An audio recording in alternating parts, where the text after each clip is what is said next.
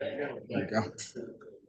Do I have to? Oh, now if I'm seated, can he hear me? Because there's a mic here. Akko, can you hear Sorry. me? Yes, I can. Okay, I just want to make sure. I'm Courtney. I'm the moderator. You'll hear my voice asking the questions. A pleasure to meet you, my sister. Same. There's an echo.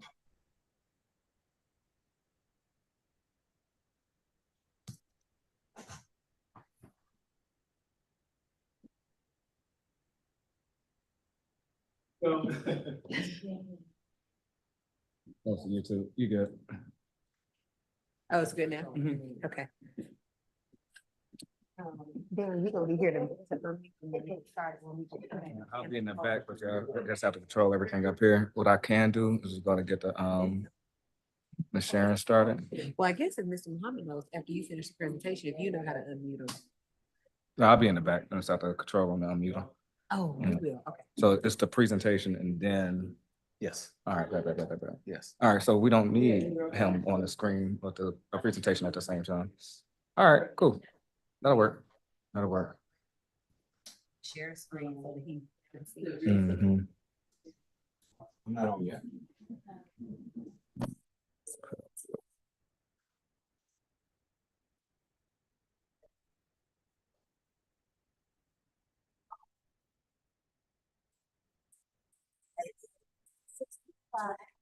I thought that was for first year teachers, not bad. Test. Can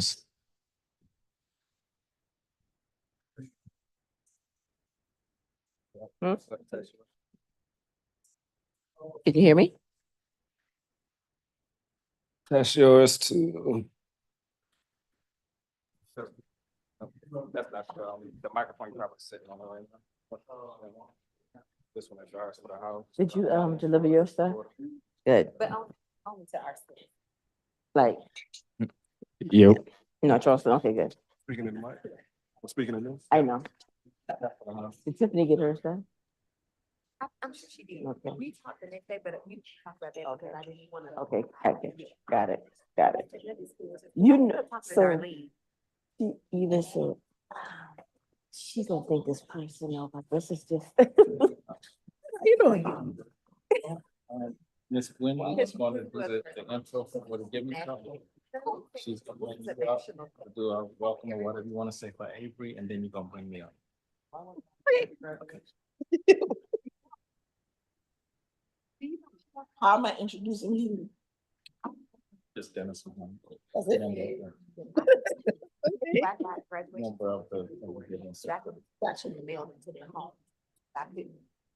Put it.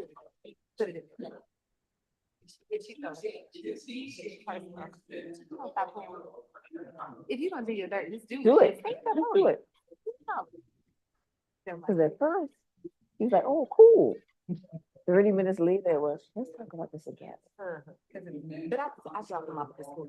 I thought, you're gonna act like I didn't do because it didn't competition. You know who told me that? You don't care to know how to do. Yeah, she not make it happen. Yeah. Okay. All right. We're just So when I gonna come up, you just. Yeah, we're just gonna put that down until we just have it started right here on the presentation. Because you're first, right? Miss Wendy is gonna do the And then she introduction. told me, you called her on fire. All right. But you know what, when I showed him in school, especially at Miller Day, mine too, I had done proclamation. Just the fact that I was dropping that off in proclamation. And then he had asked it, but he forgot to get back to me. He said, well, what, did I miss the banquet? He said, so I ended up back over there yesterday. Oh.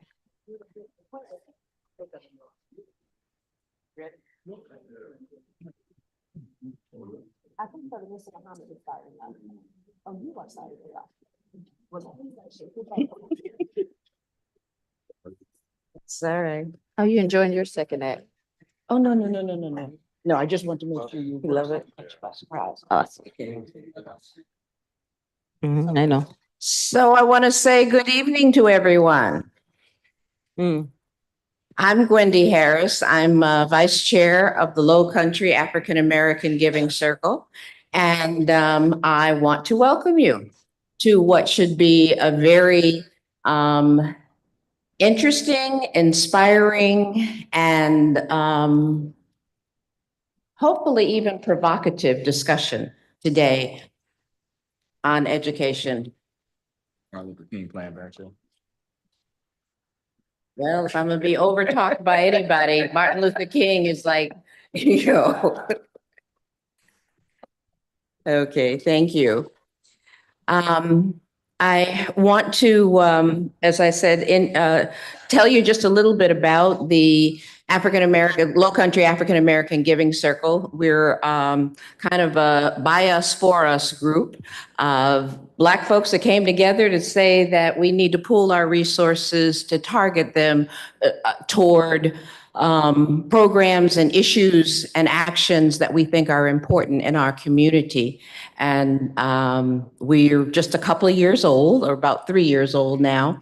But moving forward, last year we were able to make a sizable grant, well, no, $10,000, which to me is sizable, to Increasing Hope.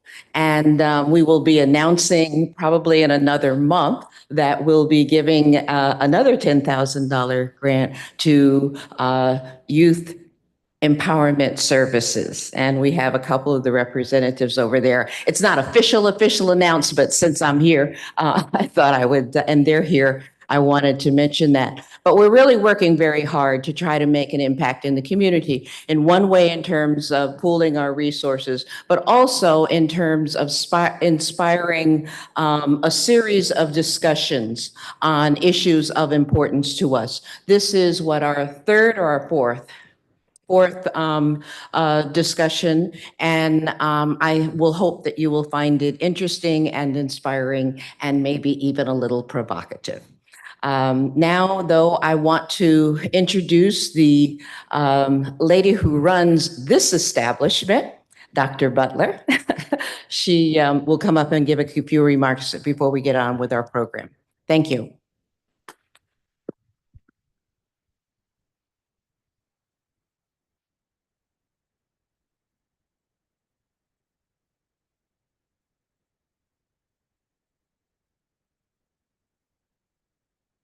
Good evening, everyone. Good evening. Good evening. So I'm here to just say welcome. If you've never been to the Avery Research Center before, we want to welcome you into the space. And if you have, we want to welcome you back home. So one thing that is pivotal and why we feel is so important and great, and we're also grateful that the Lowcountry African American Giving Circle has decided to host this here, is because Avery is the research center is in what is now, or what used to be, the Avery Normal Institute. So a school specifically built for African Americans on the other side of emancipation. So we are in a building that was built May 1868.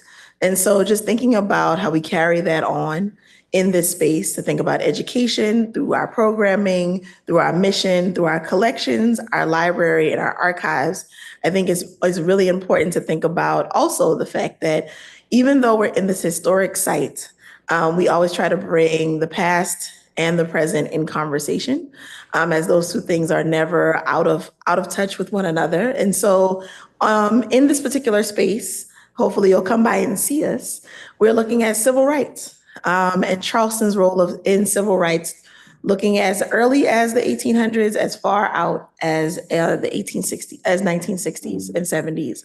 And so that matters because we're kind of in that moment still, where we are fighting for Black education, we are fighting for literacy, we are fighting for citizenship, we're fighting for the ability to tell our stories, to share our stories, and teach our stories. And so for us, what better place to do that than to remind people that history will, I won't necessarily say that it repeats itself, I just think history just keeps going, right? There's no break in the work. And so the fight keeps going, the fight for freedom, the fight for justice, the fight for educational equity continues. And so I'm grateful that this conversation is happening here, and I'm hoping that people will come by and visit us. For those of you who might be watching us online, we are open Monday through Friday, 10:30 to 5 o'clock. And that matters because we're entering the summer and people are like, what am I going to do with my kids? What am I going to do with my family? And so I want you to know this space is for you. We're free and open to the public. We're also a really good resting place for your own family's documents. We also hold the documents of a lot of educational institutions as well, whether they be high schools such as Burke High School, North Charleston, as well as schools that are no longer here, such as C.A. Brown. There you go. C.A. Brown, Megate Bonds Wilson. So those yearbooks also are here to remind us of the persistence of Black education in the Lowcountry. And so with that, I want to say thank you once again for this conversation that I look forward to. And with that, I want to turn it over to Mr. Dennis Muhammad.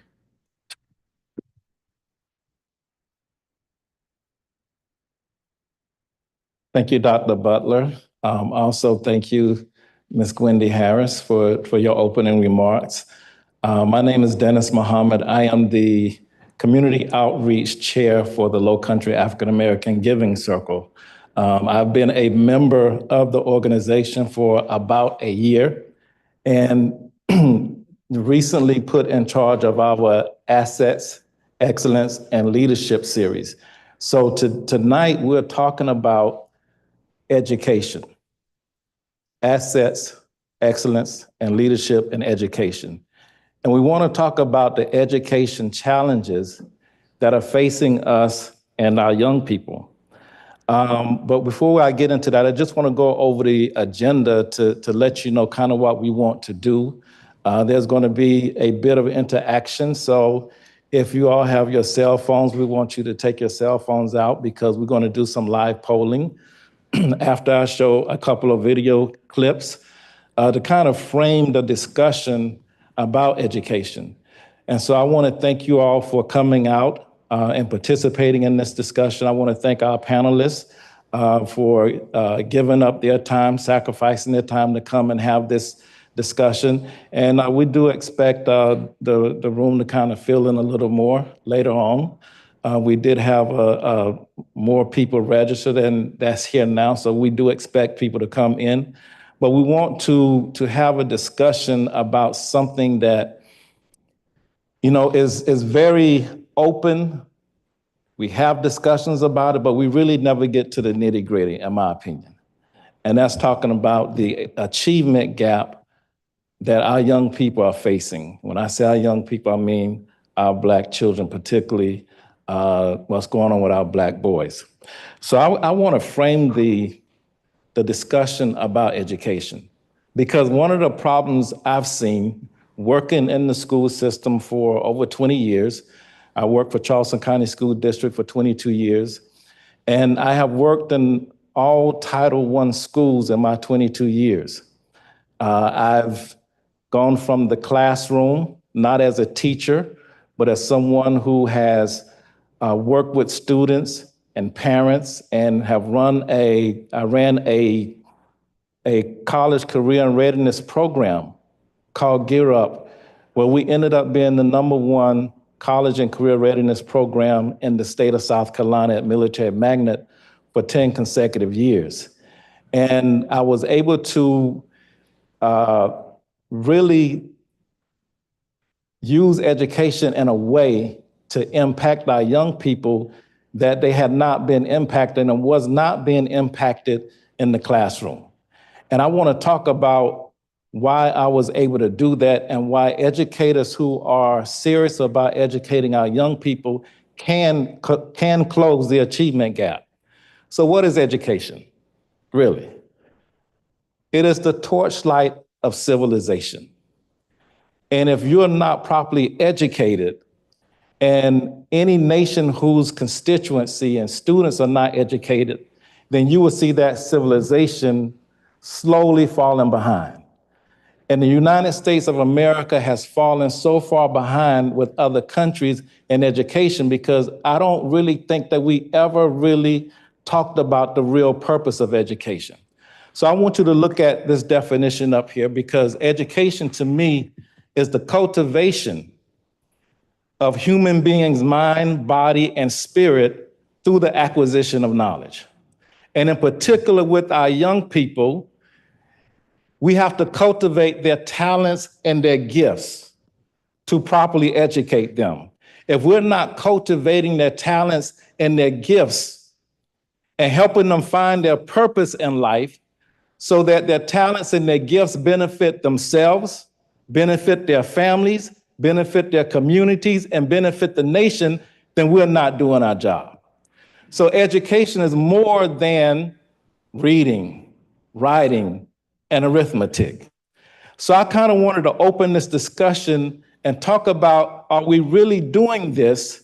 And are our children benefiting from what's being taught in the classrooms? Can we talk about that tonight? Sure. Let's. Okay. All right. Let's. All right.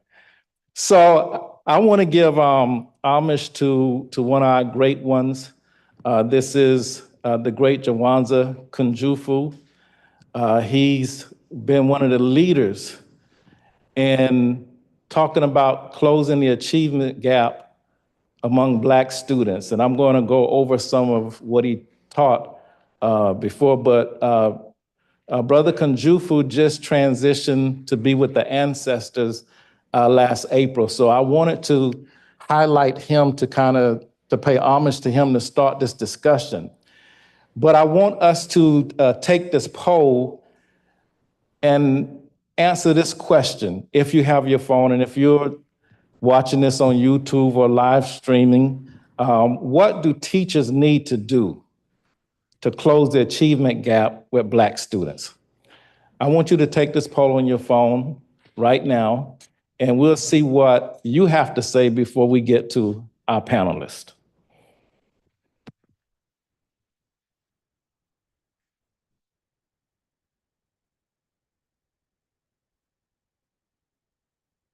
So we will get to see your responses in live time.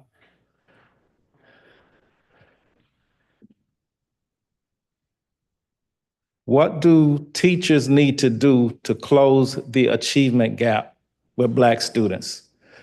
So all you have to do is take a picture of that QR code, or you can go on your phone and hit www.slido.com, and then the poll will pop up. So we have development, we have support our children, classroom training, that's big, personal health, mental health management, create and nurture their curiosity. I think that's a big one.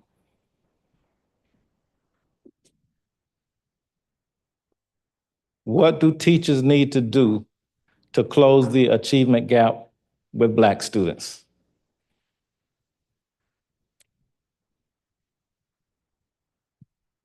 So I'm going to move on, and I want us to listen to a short video clip of the great Jawanza Kunjufu and see what he says. And I want our panelists to kind of listen as well, because we want you to hit on what Dr. Kunjufu says as well.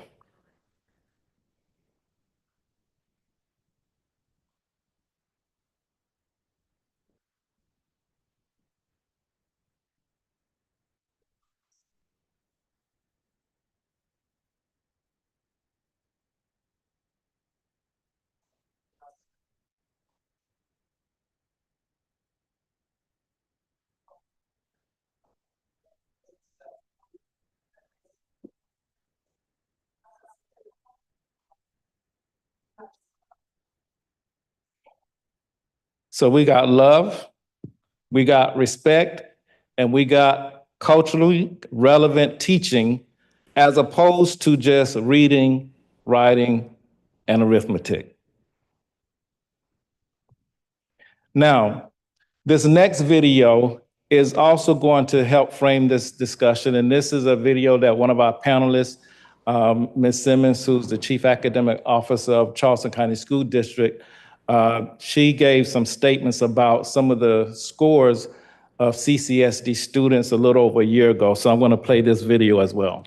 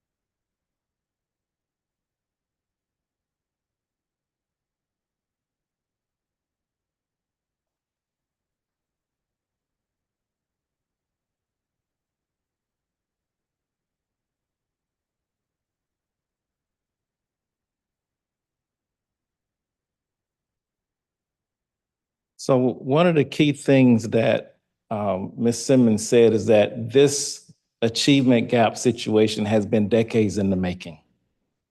Decades. Let me say that again, decades. And we really have not solved the problem, because when you look at the scores, and I think some of the best scores, and I'm sure our panelists will talk about this in a little bit, are in the 30s. 30% reading on grade level, or 35, or 36, or 37%.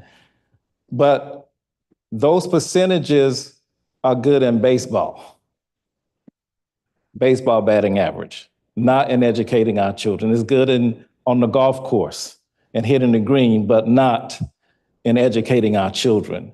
And so we have to talk about this, have this discussion and really get to the root of it. Here's another poll question that I want you to answer. 4 to 5 generations of Black students have been shuffled through America's public school system. Has educating Black youth gotten progressively better or worse, in your opinion? 4 to 5 generations of Black students have been shuffled through America's public school system. Has educating Black youth gotten progressively worse, better, or worse?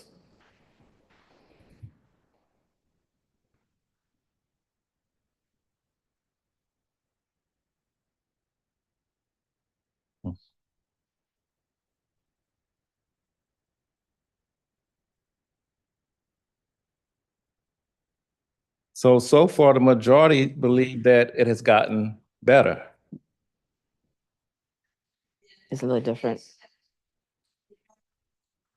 Yes. Better, Be- better, Okay, better. yeah, Yes, if you say yes, it's gotten better. yeah.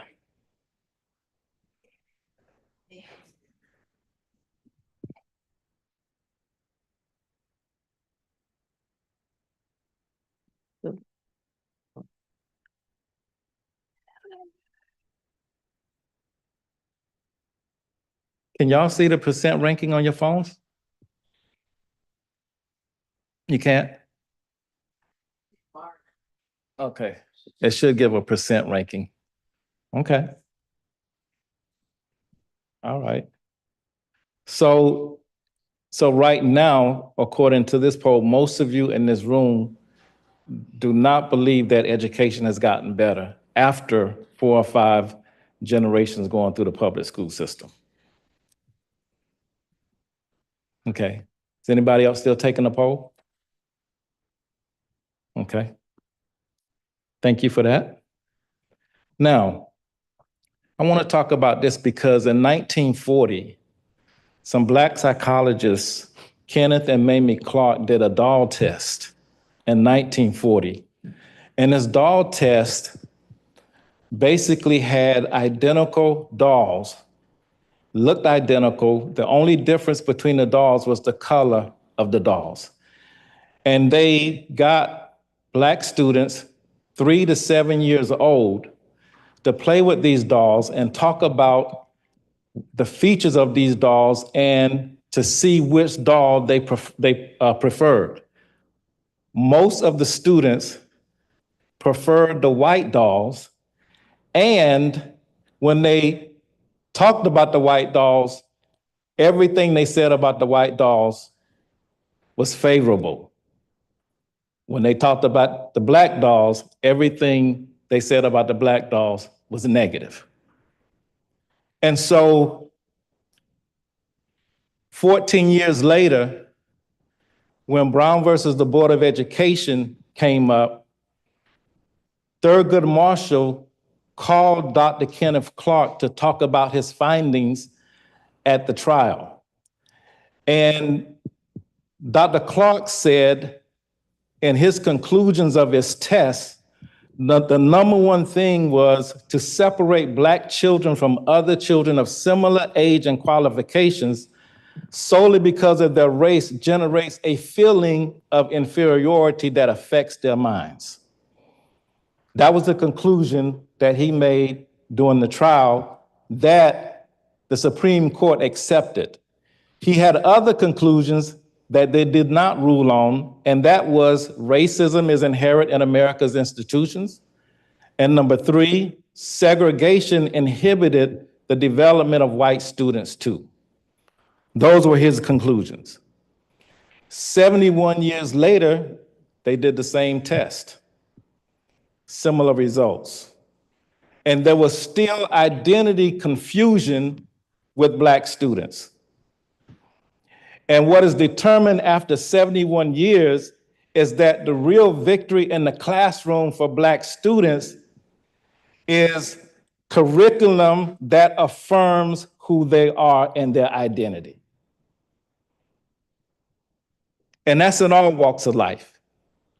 Now, this was the issue. This was the flawed reasoning of that trial. The flawed reasoning was that the environment or the buildings or facilities that Black students were in prior to integration was inferior. So that was the reason why they were not learning or keeping up with white students. Instead of seeing the conditions that Black students were experiencing, which was white supremacy and the detrimental impact that white supremacy had on the development of their minds.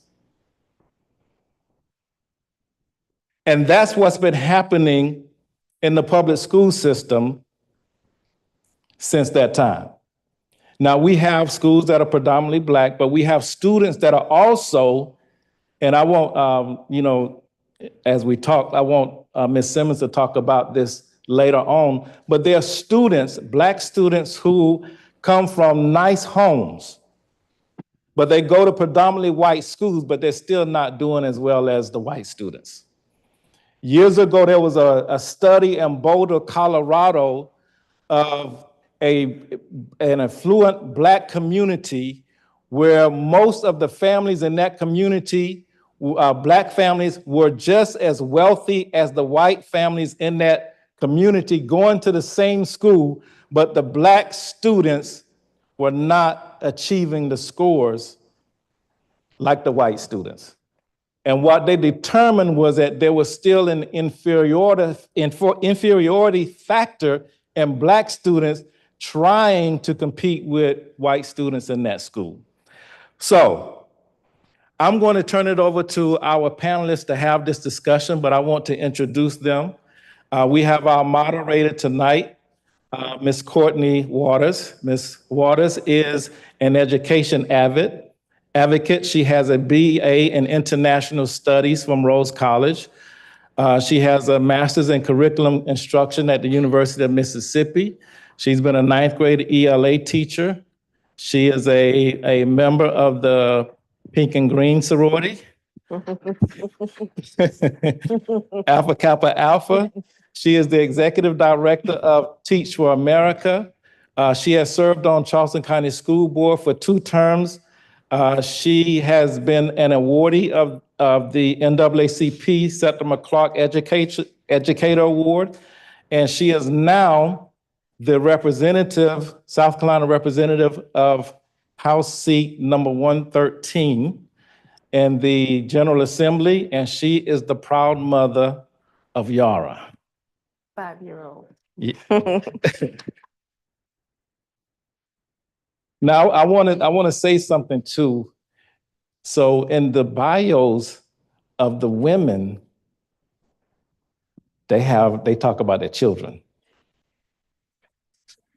Not us brothers. which really says something about education, because another point is that Thank you. we should be Thank you for a little that bit. men and women are different in terms of how we respond to education in a lot of ways.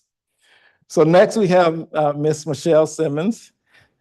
She is a Burke High alum. She's a graduate of South Carolina State University. She has a master's degree from the Citadel.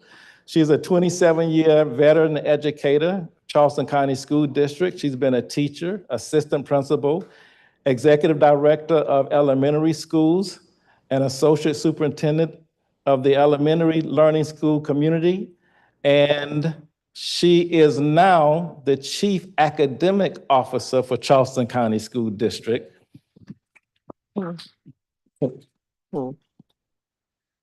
And as a former colleague of hers, I would have to say she's one of the smartest educators I've ever met. And she is the proud mother of Ahmad, Right. who is a graduate of Claflin University. Our next panelist is Mr. Deion Jackson. He's an educational leader. He was a former principal, chief administrative officer, senior associate superintendent of operations, and former superintendent of Berkeley County School District, where he oversaw a $379 million budget, managed 47 schools, 5,000 employees, and serving 38,000 students. And he was Administrator of the Year and recognition from the Citadel Zucker Family School of Education Wall of Fame.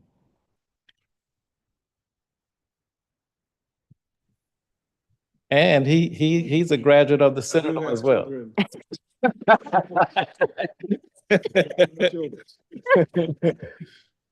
And next we have on the Zoom, one of my personal mentors. I met him a few years ago. I was, I think, the first person to bring him to Charleston County School District to start talking to our parents and our children, and his name is Akko Kamban. Brother Akko, I don't know if you can see him on the screen yet, but he'll be coming up shortly. He's a graduate of The Ohio State University. He has a BS in political science. He is the president of Visionary Leaders Institute out of Atlanta. He's been an educational consultant for 24 years. He has on his resume transforming one of Nebraska's most challenging schools. He's been an executive administrator of the Ohio Commission on African American Males, and he founded a specialized school for at-risk African American boys where he was successful in educating them. And as I said, for the past 3 or 4 years, he's been a mentor of mine as well. So this is our panel. They're going to answer some questions for us and give their input on this education challenge that we're facing with our young people. So I'm going to turn it over to our moderator, Ms. Courtney Waters. Thank you. You gotta. Oh, she was standing up. I was sitting down all the time. Stand up.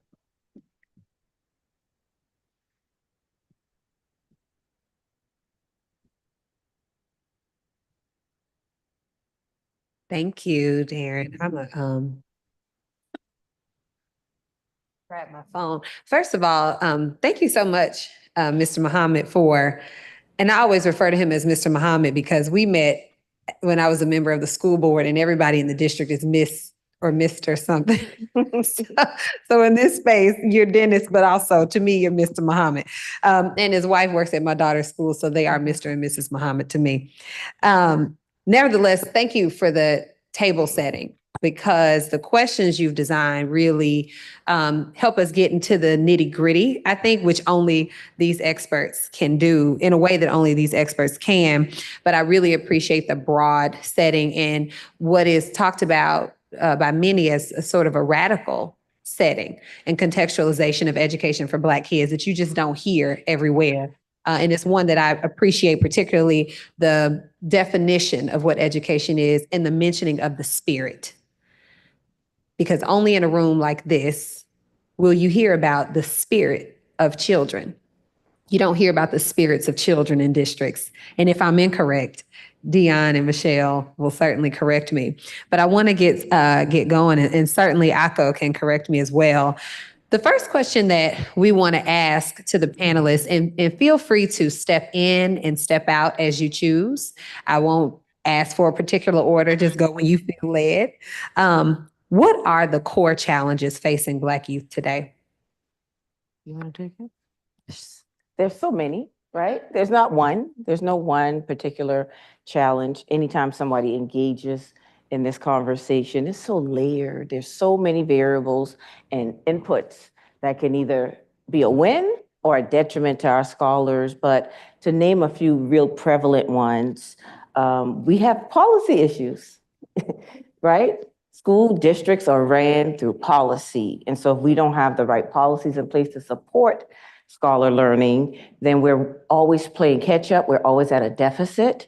And so when you think about not just in Charleston, across the country, policies of zero tolerance, those are barriers to our scholars thriving. Or curriculum, where Mr. Muhammad mentioned, students thrive when they can see themselves in the text, when they can pick up a book and relate to the content, to the characters. And so when those things are absent, we're always trying to close a gap, a preparation gap, a vocabulary gap, an achievement gap. And so I tend to believe that the old adage that an ounce of prevention is worth a pound of, am I saying it right? Okay. An ounce of prevention is worth a pound of cure. Yes. And so I think a lot of our issues are grounded in before kids even get to school, right? Early learning, early head start, all of those opportunities so that when they are school aged, they're not coming in already lagging, because it's really hard to close those gaps once they're already in place. And so the issues are plentiful, but when we set up policies that play towards where our kids can thrive, then I think we just set ourselves and our systems up for success. Dion? No, I agree, and I wasn't clearing my throat to cut you off. So No. I didn't take it that way. All right. And so I do agree. First of all, there are a number of different of issues at the core of this situation. I want to piggyback on something that you said, the policies and the curriculum. You know, at some point, you know, children need to be afforded the opportunity to be children. The system that we have in place does not allow for that, unfortunately. Once you get to a certain age, certain grade, because now it's high stakes standardized testing, and the teachers, they're judged based on the results of this standardized test that occurs one day, well, maybe 4 days, one day each subject, but occurs one day out of the 180 days that the student attends school. And that's how they're judged. You know, Miss Smith is a good teacher because 80% of her kids pass, or, you know, Miss Smith is not a good teacher because only 30% of her children were successful on this standardized assessment.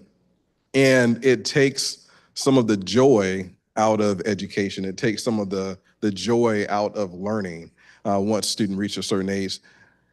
And I'll go with something else. The issues in education, I think, are multifaceted, and they are not just confined to education. This is the issues in education, unfortunately, extend beyond education. And that's a topic that many folks, and I'll say politicians, to not including present company, are not willing to address. You know, just, Maslow's hierarchy of needs, right? Children need to be safe. Children need to have all of their needs met when they're coming into the school, before they come into the school, in order to be there, in order to be attentive, in order to learn, in order to do the things that are required of them when they get into the school.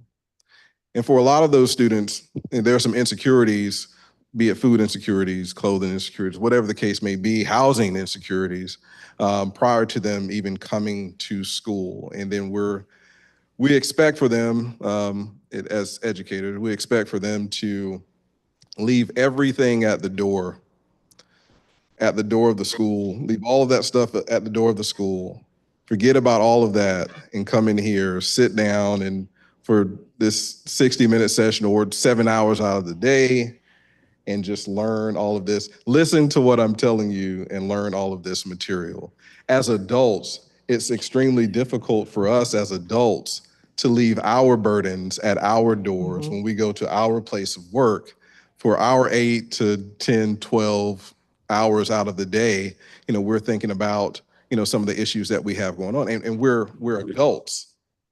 We should have the capacity to be able to compartmentalize and deal with those situations as they come, and leave the house issues, the home issues at home while you're at work. It's difficult for us to do, but we expect, 6, 7, 8 to 17, 18-year-olds to be able to deal with that. And so to have an environment that is understanding and nurturing of our students, and providing the time, and I'll probably talk about this again, but the time, the opportunity, and the security for the students, in order to truly nurture them and to truly learn. Well, I see everybody looking to their right. That's right. So That's I right. guess it must be my turn. It Good. is a challenge for me to come behind 3 masters and try to speak on education, but allow me to kind of concretize several things that were said. The first one is policy. I actually believe that the system is going to need policy, but unfortunately, the policies that most school districts have around the country, and I am a consultant across the country, most of those policies are adult-centered and not children-centered, which means that they are seeking to tell teachers what to do, how many classes, courses they should take, but not taking into account the children that they are working on. The second part, and I'm trying to say this quickly so that I don't overstay my welcome in my introduction here. But the second part of that is Brother Muhammad indicated about the definition for education, and I really want to embellish on that just a bit, because I believe, and I'm convinced that research will show this, is that the process of education is and should be to help children, or whoever you're trying to educate, to create a vision for themselves, and then connect your content to their vision. Because once children understand that they have a purpose, I'm going back to my sister's position about spirit. Once they understand that there is something that they are designed to do, that they are being called to do, they're placed on this earth to do, that's spirit, and they have a vision about doing that, then it becomes easier to teach them if you connect the content to their vision, because then they see how it plugs into what it is that they are supposed to do. For example, whether I come across this all the time. Young brothers want to play basketball, they want to play football, and if that is their vision, which we all know that not all of them are going to play football or basketball or soccer or whatever it is athletically.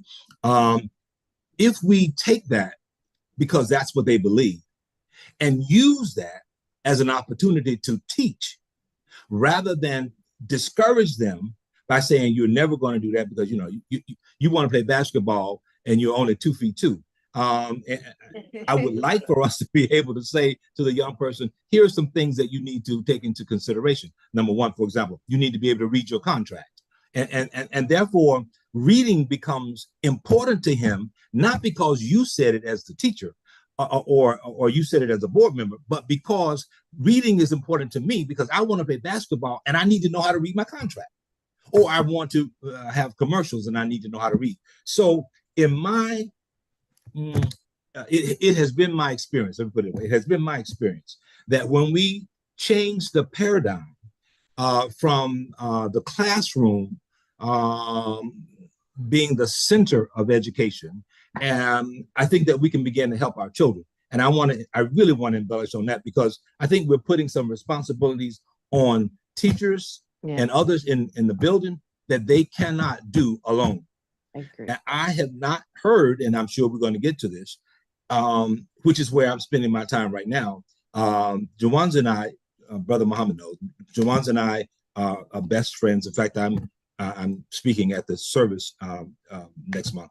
But what we have come to realize in our evolution of of education is that there is a major responsibility for parental involvement. And so if we start focusing in only on the classroom or the system of education being that of the policies of the board and we're going to miss placing some real responsibility on parents. And by parents, I'm not talking about in the traditional sense of, you're the daddy, you're the mama biologically, but the community that our children come from. Aunts and uncles, grandmamas, and Brother Muhammad, when you look at my, I'm gonna challenge you. When you look at my my bio, my 3 daughters are on there, Maisha, Malini, and Makia, and my grandson, Kareem. So I beg to challenge you on that. But I hope that we get a chance to talk about that, because I believe now, and this is an evolutionary thing for me, because allow me just 2 more minutes. I started out talking about when Jawanza and I began working together, we started talking about the need for Black teachers to teach Black children. That was 30 years ago, 40 years ago. That was our focus. Well, we clearly saw that we didn't have enough Black teachers, Right. even if that was correct. And it wasn't correct, but even if it was correct at that point, we didn't have enough Black teachers to respond to the needs of Black children. So we began to evolve to talk about helping teachers to better understand the culture of the children. And that's all teachers. Well, some teachers resisted the information by saying, well, I'm not here to teach culture or even understand culture. I teach math. And I don't see how culture is important to math. Well, that's a fallacy in their thinking, but it became harder for us to convince people to make some changes. But the third thing that we started working on was the students. We said, okay, let's work with the students. We started out with Black teachers, not enough Black teachers to go around. In fact, the truth of the matter is we don't have nearly the number in 2025 of teachers in the pipeline, Black teachers in the pipeline to go into the school system that we had in 1950. So now, if that's true, then we don't have enough Black teachers. I mean, we don't. Schools that are not even teaching. Then, so where is the parent or the home or the community in this paradigm? And for me, it's central to our success. And I can kind of come back and embellish on that in a few minutes. And I am convinced beyond a shadow of a doubt now, because of my evolutionary development, that if we skip over this piece called parental involvement, then it's going to cause us to continue to have this debate or this discussion over and over and over and over again. So I'll come back as we continue. Thank you. So there's a ton to unpack in what each of you said, from policy to thinking about really the whole child, to thinking about where do we start the work, where do we center the work. There's a question around the key factors contributing to our challenges, which I really think you all talked about. So what I want to do is give you each the opportunity to choose one of the challenges that you mentioned and kind of dive deeper for the understanding of our audience to present what could be a solution as you see it to one of the challenges that you raised. All of them are so important. And I don't have to be first every time. But so I attended Mitchell Elementary School, Rivers Middle School, Burke High School. And on 3 settings, the overwhelming majority of my teachers were African American. Pretty much predominantly Black scholar population and a pretty much African American teaching staff. And we thrived in that environment. And so there are not enough African American teachers today to satisfy that need, because the same way scholars thrive when they see themselves in text and print, when the individual standing in front of them is recognizable, I can relate, that's my auntie. That makes a difference, that makes an impact. And so I can't underscore enough the need for our scholars to have people that look like them leading as principals, as assistant principals, in leadership, period. That perspective matters, the insistence that comes with I refuse to allow you to fail, Johnny. I just refuse under my watch to allow you to fail. And so the idea that, okay, we can't rely solely on the schoolhouse and the folks who run schools to solve all of our problems. We have to depend on families and the larger community to do the work alongside us, I think is a key point that was made. And so the ownership, right? And so an event space like this, can we take this on the road to a church, right? Can we take this into the community? Because parents aren't necessarily coming here to Avery to listen to it, but the messages are so important and impactful. We've got to be able to spread the information more widely. And so the idea that, of course, these policies that prevent us from putting particular curriculums in place like EL, where when you saw me on the news feed talking about the growth, it was because our scholars had a curriculum in front of them that was diverse, it was robust, the novel studies, it was high level content that every student group, not just African-American scholars, Hispanic scholars, white scholars, everybody grew with that curriculum. So when the state says you cannot use this particular package, that's a barrier, that's a problem.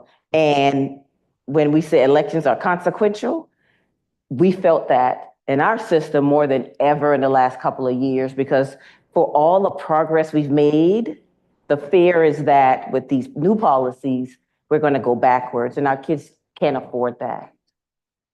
So just so the solution really, in your mind, is to take the information to the community to re-engage them around.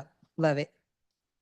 And I'm going to jump back in on taking information to the community or providing information to the community, and specifically the households. We talked about needing the support from parents, and that's not just the biological parents. That could be the grandparent, aunt, whomever is taking that adult or a parental role with the child at the home. And want to jump on something, piggyback, don't jump on it, sounds aggressive, but piggyback on something that you said as well, and that's why I let you go first, because you inspired me. So when I was in the district office at Berkeley County, we saw a need to increase the number of social workers in our county. And why was that? Well, yes, we absolutely needed the parental support. Our students needed the parental support. However, some of those parents either needed assistance or did not have the capacity to provide the support that we were asking them to provide for the students. And so, what did those social workers do? Well, these were our social workers. They were hired by the district, which, in my opinion, they're more invested into the district. They're more invested into those communities, and so we increased that number from, I think it was 7, and we grew it to, I don't know, 18 or 20 or something like that. They may still be going on now. And what those folks did, they provided support for students, but many of them were licensed social workers, so they could also provide supports for the parents and provide supports for that household. If they needed resources, they can help connect them to the resources. Now, I know that flies in the face of something that we just said, and that schools cannot do it all. However, I'm a big, firm believer in you take the resources that you have and you do with them what you can. And so you control the situations that you can control. And that was a resource that we were able to acquire that we felt would provide supports for the families, but ultimately provide supports for our students. And what would I say in the church? If you can just reach one, well, we had way more than one success story, and with students that were of all ages, because sometimes there's this thought process that once students reach a certain age, it's either tough or impossible to reach them. But we've, that staff, I'm not even going to include myself in that, but that staff, they were able to assist students from as young as age 5 and 6 years old, but all the way up to 18 and 19 years old, and helping students successfully graduate from high school and go on to post-secondary studies. And so I just feel like, that's a possibility. And I know in Charleston County, and I have to give a shout out to my wife. So Ms. Muhammad, I didn't mention her in my bio, but I'm mentioning her now. My wife was a longtime parent advocate in Charleston County, and I have to give her a lot of credit because some of the strategies that we were able to implement for my work, I actually got some of those ideas from her. And so the parent advocate situation that I'm not sure how it's doing now, but parent advocate situation that was going on in Charleston County is also what I felt was also beneficial to students and their families. Thank you. Well, let me buy in on what Brother Dion said just a few seconds ago.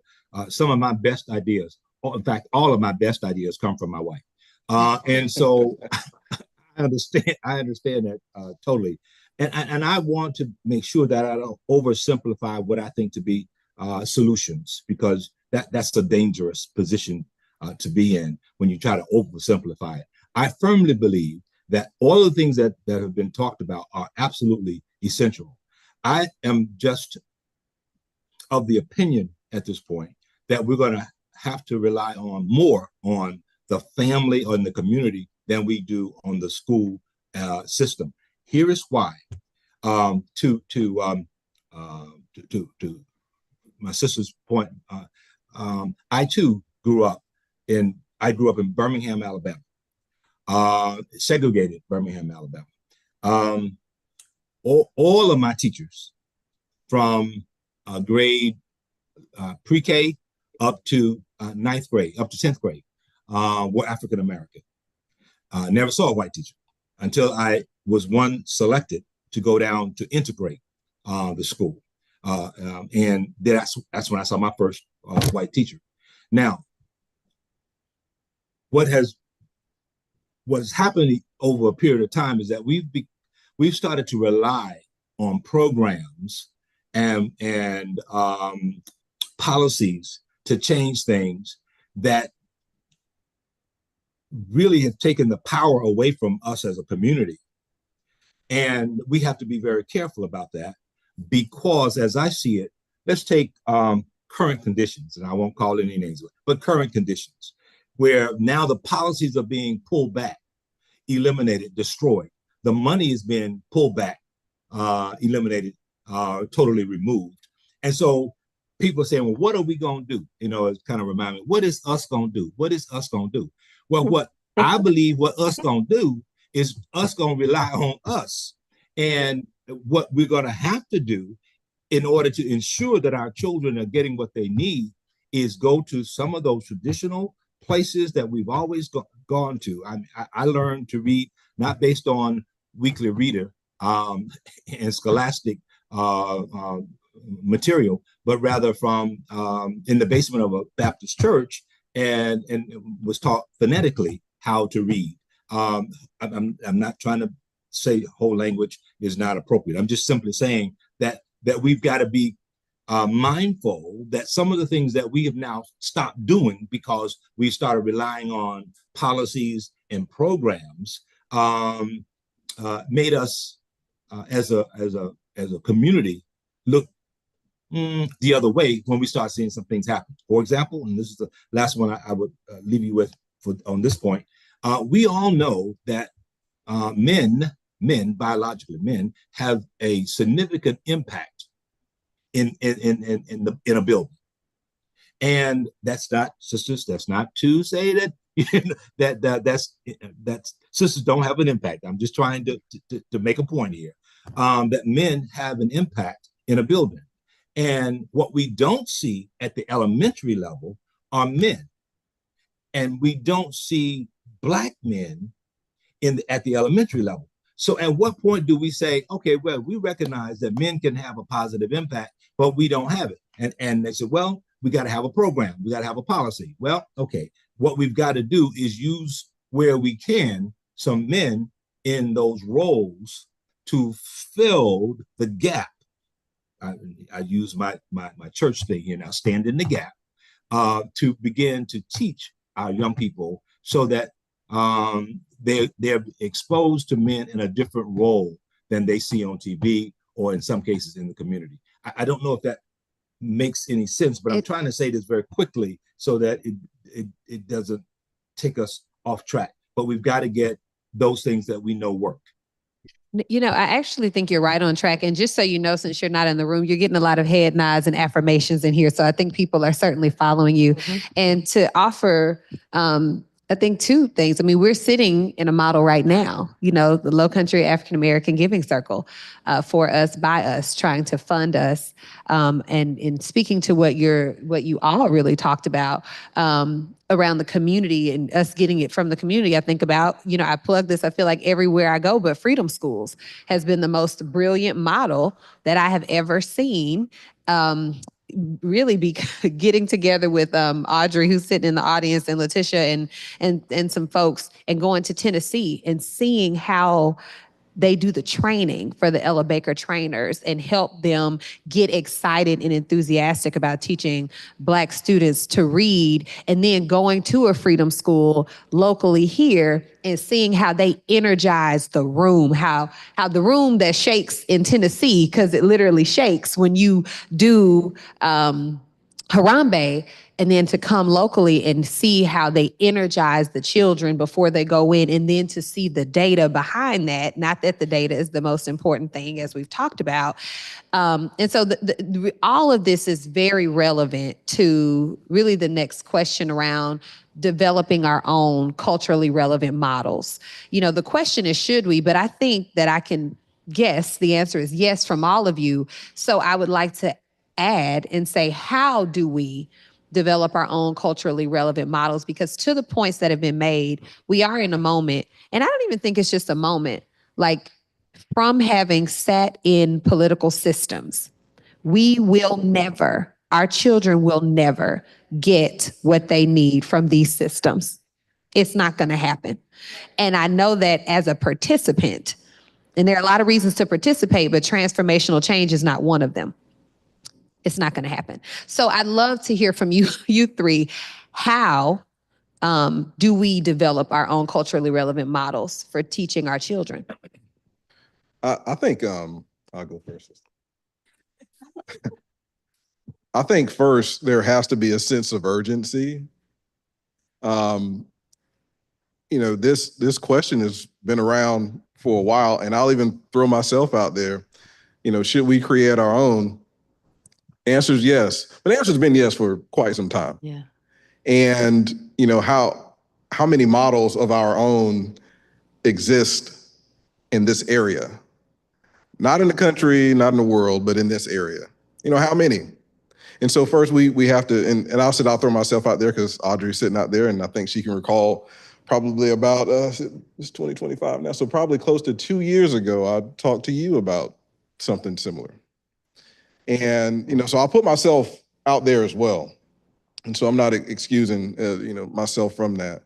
But we got to have a sense of urgency. And the next thing is we have to be on one accord. Like we have to come together and have a true understanding, or at least a consensus of what we feel is important, what we need to cover, what should be included, and how we're going to do it. Because if we're fractured, unfortunately, the model will be less likely to be successful. But if we're together, even if it's an imperfect model, if we're together, we have an opportunity to improve upon that model. And so, you know, I'll leave it there, but those, in my opinion, those are the first two things. Got to have a sense of urgency, and then we must have consensus about what is important and what we do need to cover. Cool. I'm going to try to get really narrow and talk strategy, and I'll use myself again, little Shelly. That's what my family called me. So when I came through school, I had these B's, average. It wasn't until college years at South Carolina State where I found my gifts. The spoken word, I'm a pretty good writer. Those things were not illuminated for me in elementary, middle, necessarily, or high school. And so I feel like strategy-wise, not big picture, but it's really important to understand who our kids are. Our speaker said that earlier, knowing who they are allows us to serve them better, right? And so our kids are always artistically inclined, musically gifted, and that gets missed so often in the traditional roles of the elementary, middle, and high school. You would not believe. You go into high school right now, you still have single file roles. We have to evolve. Teachers have to evolve. Leaders, educators in general have to evolve in terms of how we service and serve scholars in terms of identifying where their gifts, where their talents, where their strengths, so that when they exit our archaic system, they have the benefit of entering into post-secondary with some type of skill set to nurture as they go about their way. If I can, I'm sorry, sister, were you finished? Because I couldn't tell, you know. Yes. All right, Yes. all right. Let me go back to Sister Courtney's point. I love when you said about Harambe, but let me give you a policy issue. I am a consultant for a school and well, somewhere, and part of the morning the chant was Harambe, which simply means let's pull together. All right. So we would go Harambe, Harambe. Well, several teachers who were non-African American went down to the school board and told the school board members that they were being forced to worship demons through this process. Sound right. Sound about right. Yeah. Through this process of us saying Harambe. And so the school board then, they said, well, okay, we can't have them being forced or feeling pressured to worship demons, so there could be no more Harambe chants. And so you say, I don't understand this. This is unbelievable to me. Now, and then you can get mad and say, well, these were non-African American school board members who made this decision. No, the majority of the school district was school board were African American. So these African Americans made the decision saying we don't want people to feel pressure that they are worshiping demons. So, and I can go talk about why that was the case, but what I'm trying to get to is this thing about policy. The way I believe we get to the solution, I'm real big on our community coming together to talk. And I believe, and lack of a better word, there ought to be a summit. And it's no different than watching G20 and G7 and G8 people come together and they sit down and they disagree. Now, the problem we have is that we don't like disagreement, okay, as a community. We don't want disagreement. In fact, when we pull together to meet, we won't invite the person who's going to tell us that I'm telling the truth. Sure. We won't even invite the brother who calls us a sellout or a Tom or whatever, you know, and because, see, he always or she's always disrupting. We need that in the room so that it keeps moving us forward. Because if we come out and say, well, here's what we thought about, here's how we ought to do it, and then they're going to attack it because they felt that you did not include them in the process. So here's what I'm suggesting. There needs to be a summit, whether that's for the state of South Carolina or the county of Charleston, or however you want to look at it.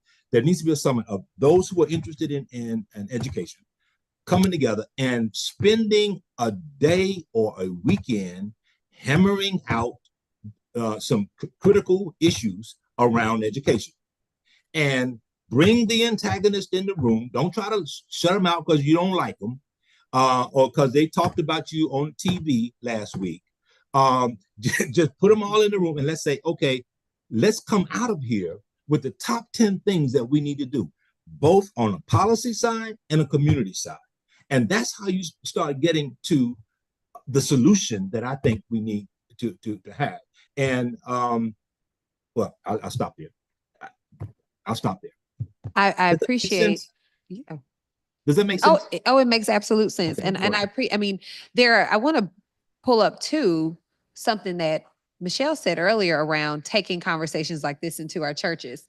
Because one of the things with everything that you all said, that always comes up for me is you have the thing and people don't show up because people are busy and they're doing things. And so I do like the idea of outreach, of actually going to places where people are already going to be. And I really would hope that someone would put a pin in that, like, put it in the parking lot and say, how can we convene some pastors and say, can you give up a Sunday? That third Sunday is usually reserved for like birthdays and, a bunch of random things. A bunch of random things, could we All right, decide Carol. it's right. Is that going to be an education Sunday? And go to the mosques and go to, wherever people are congregating, is just a recommendation that I have. Oh, please go ahead, Dion. And I don't know if, I don't remember the order of questions, so I don't know if we're going to get to this, but one thing I will say is, I said urgency, and, I said we need to be, have consensus. Some of it is great, but there has to be commitment as well, because one of the worst things we could do is start something, and then all of the emotion, all of the initial enthusiasm fades out. The founders, they fade out, and there's no one there to pick up the reins to continue. And so while it may have been, have flash in the pan greatness, there's no sustained success for a period of time. Yeah. And so running a school is not easy. Running a school district is not easy. Running a school is not easy either. Some of the same issues that we discuss here, we would have some of the same issues, were we able to start on, if we're able to start on, a win. We start on, we'll deal with some of the same issues. And so, yes, it will be a for us, by us situation.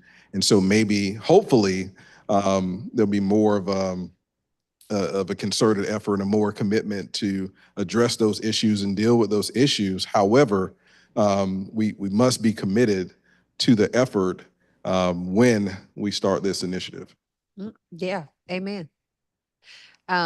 And I'm not going to elaborate because I want to get to the last couple of questions, but there's a lot there. And I just think it's, again, another topic that's really worth a deeper conversation. Let's say we never get to the place where or it just takes us longer to get there. We don't develop these culturally relevant models. We're still talking about the achievement gap that persists today, and we don't have any of the things we've been dreaming up here. What types of interventions, strategies do you believe are relevant and useful when we think about catching our students up? I think the more students can be engaged, the higher the probability of their success. We talked about instructors or teachers that care for the students, and the students know that they're being cared for, instructing our students, or seeing representation in the classroom. I talked about providing exposure and opportunities.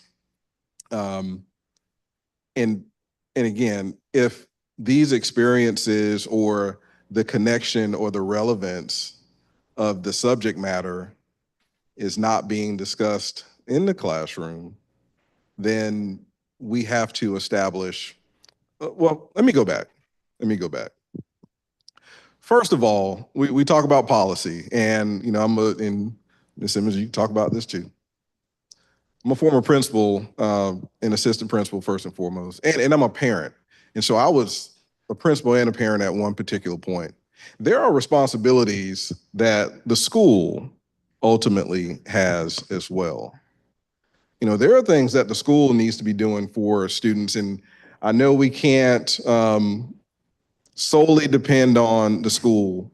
However, there are policies and procedures in place that requires the school, instructors, administrators even, to do certain things in order to help our students to be successful. That's number one. We need to exhaust those resources first, in my opinion. And then secondly, just looking around and, knowing, some of the folks that are within my network, there are organizations that do support young people. They do support young people outside of the school day, outside of the school setting. They support our young people. And so, those are good resources in order to help reinforce, and it may not be, specifically tutoring per se. They do some of that, but to help make the connection between the material, the content, and provide and display the relevance. I'll just talk about, to extend your point, Dion, the things I've seen work over time have been that investment in early learning, robust early learning. So one of the issues with Head Start and early Head Start is highly regulated in terms of bureaucracy. And so largely the talent pool is their classified staff members, meaning they don't hold teacher certificates. So the quality that our scholars receive is not necessarily the highest in terms of early learning. But I do believe when we have robust, healthy, strong early learning programs, that investment is second to none. An investment again in a comprehensive, viable, guaranteed curriculum. That's where we saw our biggest leverage points. And there's a reason research always refers to teachers, number one, and principals, number two, as the highest impact on student outcomes. The investment in talent and developing those folks with the skills, the dispositions that they need to impact scholar outcomes. Those three things have been what we've seen in the last few years make a difference. And so when you think about scaling that or making that standard across the state of South Carolina or a system of 51,000 like we have in Charleston County, that takes commitment, it takes an investment, and it takes a level of consistency and leadership that doesn't always happen. But I believe those are our highest leverage points that have paid dividends for us, at least. Yeah, if I can, I concur with what's been said. I'm just going to try to add another layer, if that's okay. I firmly believe that, going back to what I said earlier, that we must instill in our youth a vision for themselves. That they need to see themselves being greater than what they are now. And whatever it is that we want them to learn, we must connect that to that vision that they have. And let me go back because, Sister Simmons said something that I really thought, in terms of her early childhood, I really thought was great. Because I grew up in Birmingham, God, that was a great experience for me. But because I grew up in that environment, I would always heard my teachers, the pastor, everybody say, "You're gonna be somebody. I want you, boy. I'm looking at you." And I played the trumpet for like 13 years, and they used to call me Lil Louie, okay, in connection to Louis Armstrong. And I never was that good, and really didn't realize how bad I was until I heard good music. But the reality of it was, they created for me something better than what I had, and something better than what I saw in Birmingham, Alabama. They created a vision for me. Now, I don't play the instrument anymore. So despite the fact of being called Lil Louie, I don't do that. When I started giving speeches and all that kind of stuff, and everybody said, "Boy, you're gonna preach." I'm telling you, I see the hand of the Lord on you. And I said, "No, but the bottom line is, I didn't preach either, but I used the gifts that they nurtured, being an orator and et cetera, to become whatever it is that I am now." So what I believe we must do with our children is give them a vision, because they see the vision that is given to them on television, through social media, and et cetera. And it is not designed for them to be successful. And so what I am convinced we've got to do is to tie that into them believing that they can be better and that there is something better for them in this world. Yeah. I love all of that. I like that. the final question, and this was mentioned earlier around testing and how they have to kids show up one day and it's, tells what they did or what their year was worth. How should we be measuring our children? Measuring success in our children? I don't think there's any getting around state accountability, right? There's no getting around that. That's how we get funding and such. But I think there's also a place for us to evolve past, multiple choice, short responses to portfolio assessments. I am not necessarily good at math, but I can demonstrate, I can write well, and I can show you what I've learned in more than one way. And I think giving kids options to demonstrate proficiency is important, as well as allowing them to have flexibility. Those 24 cognitive units are played out.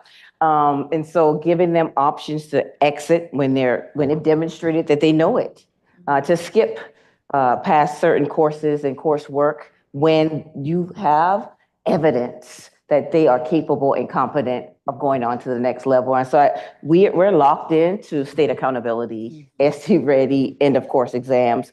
That's not going away. But I think as educators within our system, we can provide more provisions for scholars to demonstrate, I'm ready, I know this, and I can move on.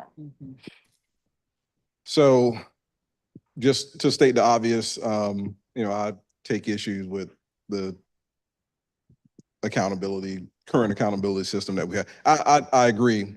There needs to be some level of accountability or some type of accountability to ensure that learning is actually taking place. I get it, but again, I do agree with performance-based assessments.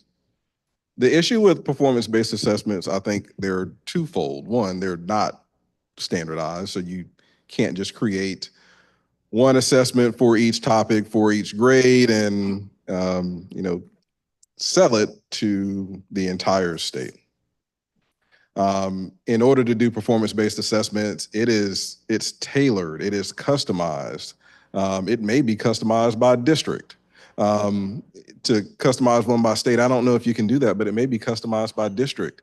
To really do it and get more granular, you may customize it by school, which is even more difficult and will rely on your local educators more than likely in order to develop and establish that assessment.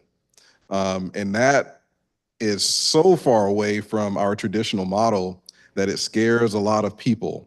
But we have to ask ourselves, what is in the best interest of the student?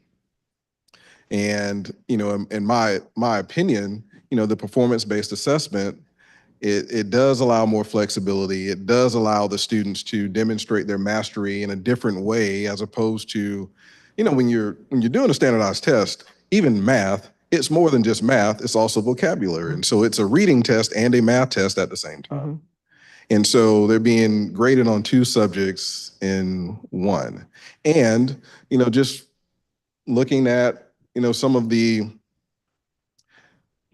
ways, these assessments are written, it may not be common vernacular, right? And so that's could potentially be a disadvantage there. And so we talked about being culturally relevant. That doesn't necessarily align to what we've been talking about tonight. And so that was a long-winded response to say I agree with Ms. Simmons in the performance-based assessments.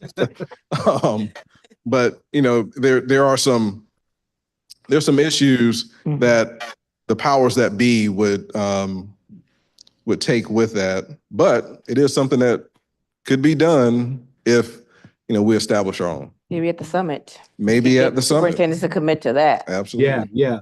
Can I make a quick comment on that too? Because I agree with both of them, and which is, how could I not agree? The research says that the primary reason why students don't do well on standardized tests is vocabulary.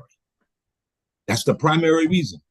And it is more challenging in the African American community than in other communities. And that's based on some other kinds of things, which we may not have time to talk about. I mean, some cultures, words are extremely important to their culture. Okay. Our culture cuts words and sentences short. We by and large speak in one word sentences. And it's like, yeah, that's what I'm talking about. Okay, now what that really said was that's what I'm talking about. And so you cannot cut it short and say that's what I'm talking about. Or you know what I mean? And so what we find is that the vocabulary is missing because not enough emphasis is being placed on word development. And so when we see that the standardized test, whatever the test is a written test, our children frequently do poor. However, when called upon to verbalize what they know, they do better. Now, I'm not saying we're going to be able to give tests, a verbal test of every test. What I'm saying, though, is our children have to be shown why it's important for them to have a larger vocabulary. And it's not rocket science to have a larger, more improved vocabulary. And if you only read, let's say one word a day, one new word a day, I mean, that's 8,000 words in a period of a year. But if you read 20 minutes a day, that's like 3,600 words in a year. That's significantly different when it's time to take a test. That's significantly different when it's time to write an essay or a paragraph. Yeah, I mean, all of that. And I think what you all's comments were making me think about is also the purpose of testing and the way it's really been used as a weapon. Yes. South Carolina in particular is a state where the praxis was sold. The praxis being the test to qualify teachers. Nobody cared about the praxis until South Carolina wanted to keep Black teachers out. And the guy who developed the praxis was able to come to South Carolina and sell it to these legislators who wanted that to be a thing. So the idea of these tests and this piece around vocabulary, really critical because they are intentional. They're intentionally designed to be this way. And I appreciate the idea of the performance base, learning the vocabulary, figuring out ways to climb over those obstacles for ourselves. But then I think even there's room for coalition because everyone kind of kept saying, well, we know the tests aren't going away. Well, we're not the only ones who hate the tests. That's true. Liberal white folks don't like tests either. So there's some opportunity to talk about it, right? And see if there's some joint advocacy that can happen over time. Please. And I know I'm not supposed to be asking questions, but can I ask you a question? Sure. Are schools of innovation still a thing? It is. It is. With schools of innovation, do you have the opportunity to kind of establish your own? So you still have to take the state assessments. We have one school, I want to say, North Charleston High School, that's a school of innovation. Right now, they should be at a place where they have to renew application. You have provisions like teachers don't have to have a state certificate, right. But in terms of assessment, you still have to deal with the infrastructure that's in place. Yeah. You are allowed to ask questions. So with that, actually, everybody's allowed to ask questions. So we've talked for a good little bit, and we wanted to save time specifically for your questions. And we've got about 10 or so minutes, so we can really get into it. If you have questions for any of our panelists, I'm happy to meet you with a microphone. And if not, I'll think of some. Brandy.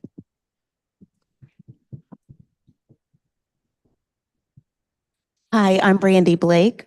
I had a question, and it could be for anyone, and maybe one of the newest legislators here in South Carolina might be able to answer this. But I want to highlight for the group, what's at stake if school vouchers become a thing, and what's at stake for Black students specifically in some of our underperforming schools that impact Black students the most. I know some of it, but I want someone to paint the picture for the community about what's at stake. So anyone could answer that question. So anyone can, but I just want to say before you answer, they are a thing. And Darren can speak to that. Darren can answer. They are a thing. And Michelle, were you going to answer? The way I see it, in terms of, I think it's like $6,000 being allocated for families for vouchers or whatever. It's just another way to deplete neighborhood schools from scholars. Schools are funded based on enrollment. So if our enrollment continually diminishes and decreases, that's less viability for us to outfit and program neighborhood schools. And so it's not my favorite thing for sure. Mr. Calhoun, do you have definite thoughts on it? Do you want a mic? I'm gonna give Audrey the mic last because I want her to share something, but I want Yes, with our school voucher system, if we allow those vouchers to go through, like Michelle just said, we will end up losing a lot of money going into our public schools. But we also have to look at it from the historical standpoint as well. The reason we have a Mason Prep down the street was because they had those voucher systems. The same arguments they were making in 1964 are the same arguments they're making now for that same voucher system. It's going to deplete our money. But then we also know it's not going to go to, as they're trying to say, those poor students who can't get into, who can't afford to go to these private schools.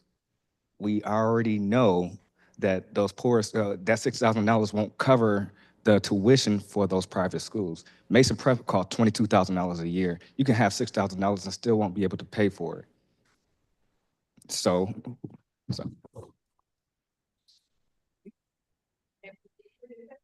Oh, I can keep going. I can go for days. I'm writing on it right now.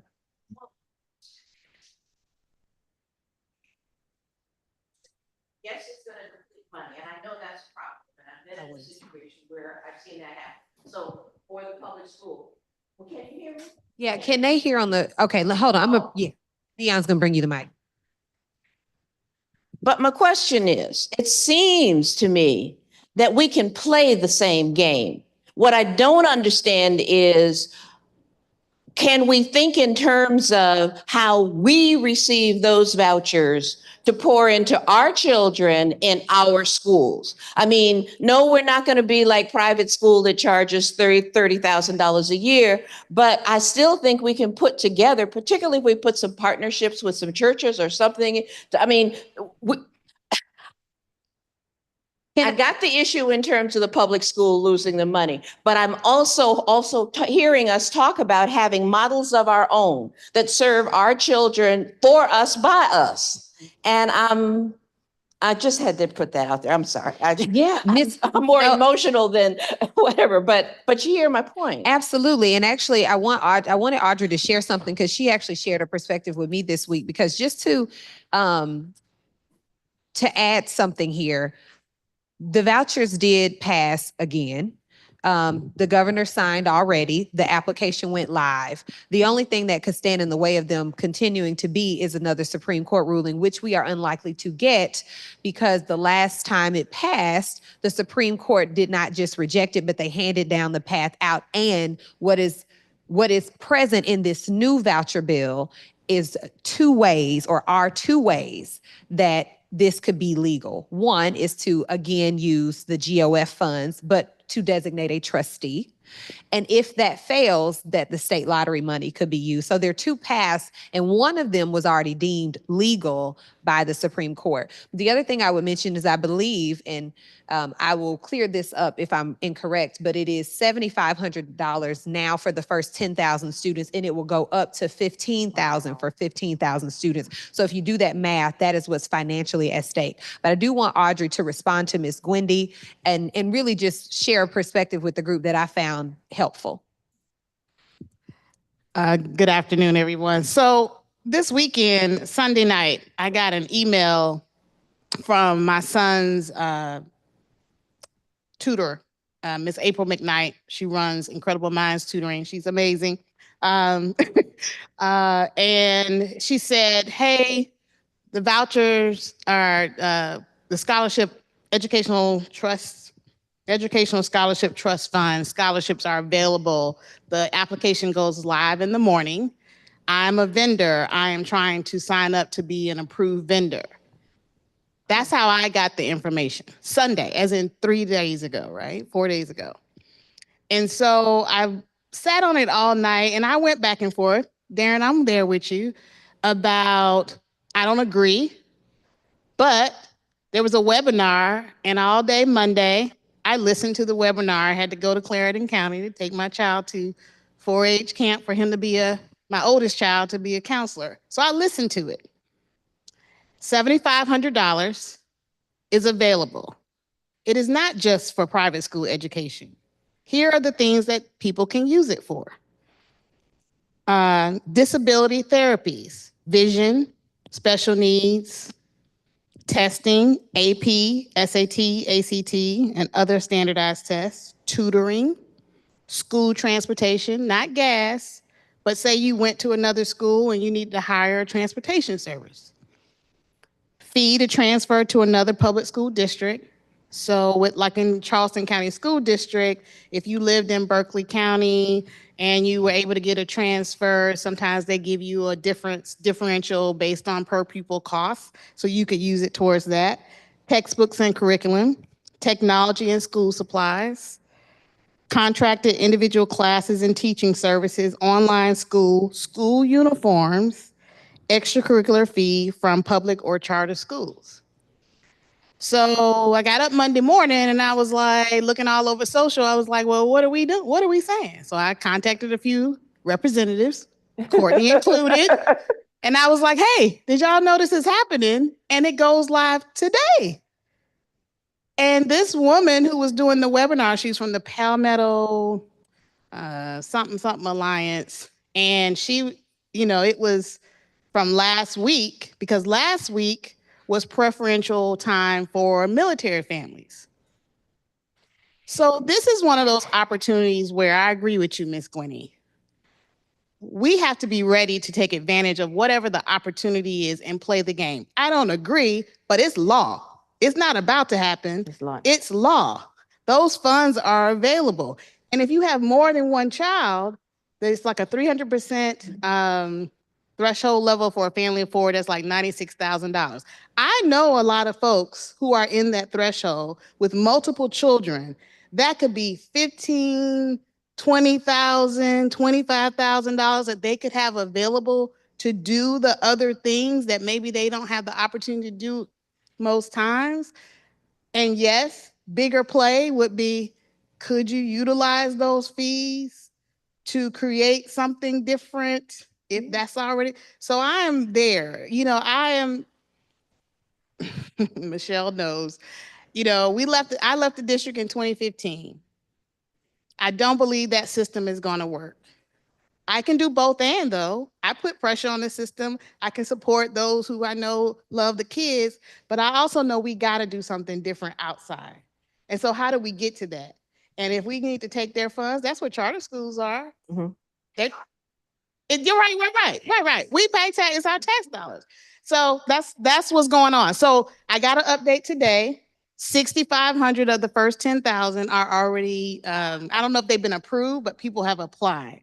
So someone texted me yesterday, hey, is it too late? Because I'll put it out. I was really conflicted, right? It's a Black-led organization who believes in equitable education. Should we put the information out? And I ultimately resolved, yes, we're gonna put the information out. Yeah. People need to know that this money is available to them.